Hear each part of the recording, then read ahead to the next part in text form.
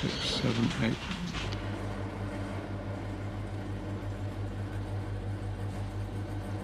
Tent pole into Hodgson Down. Hooker Creek to Catherine, 1, 2, 3, 4, 5, 600 litres. Keep going.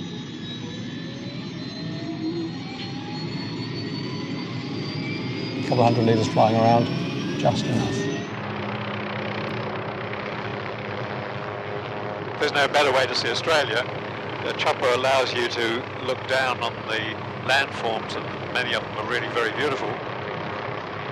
We're flying low, so we get a good view of it. Is there any better way to see this big, beautiful country of ours?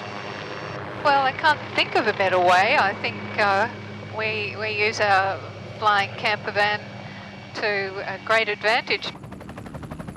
We make a special point of going to places where there are unlikely to be people.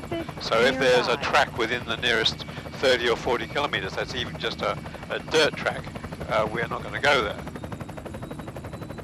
Why not just take a camper van? It doesn't get to the places that we want to get to. We can, with this helicopter, get to places that really otherwise are completely unreachable. And because they're unreachable, they are just pristine and beautiful. It's just us. The ideal couple. Not.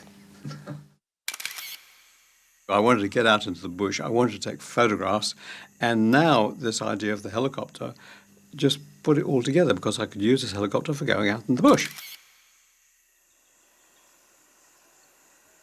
What I'm trying to do with my images is make them give the sensation of what it was like to be there standing beside me when I was looking at that environment. So I'm trying to compose an image that goes right round like that. But while Richard has always loved photography and Carolyn trained as a graphic artist, they weren't always wealthy. Down the bottom. Well, I started as a physicist, wasn't too keen on being in a lab, and I ended up going into sales. I sold nucleonic instrumentation. I'll use the money that I've earned from selling my company to buy a helicopter. And so began 20 years of exploring. Twice a year for a month or so, out in the never never.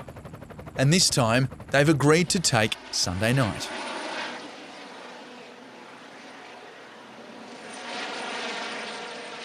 Here in the Territory's Gulf Country, what was once the seabed has eroded over millennia, leaving what looks from afar like some ruined civilization.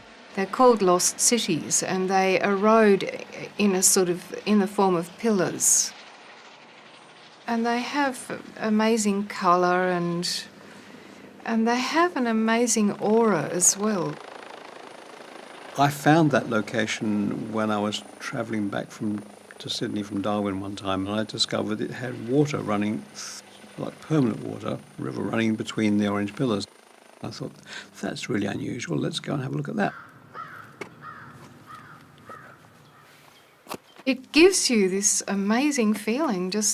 They feel like they have a spirit in them. You can just feel that in your bones. That there is a sense of history and past life and magic aura about them.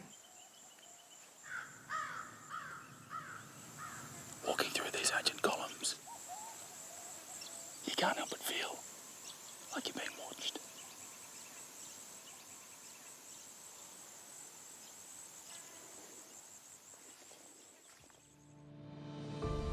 It's beautiful at night, lying on the ground and looking up at the Milky Way when you're in the middle of nowhere is fabulous.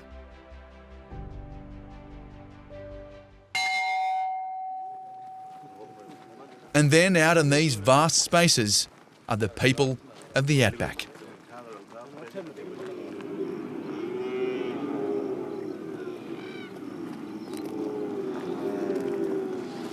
Today, they've dropped in at Warragundu, an Aboriginal-run station in the Territory.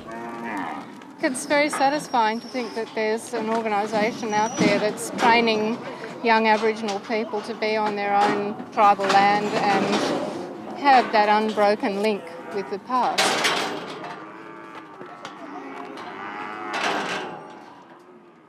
Richard takes one of the traditional owners, Philip, for a joyride.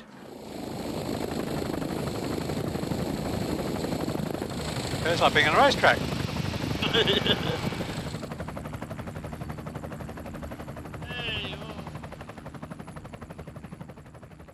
How long will you keep doing this? I'm 72 now, so it's not going to go on forever. The best thing is looking forward to the place you're going to be landing at next. Your secret. Well, not for long.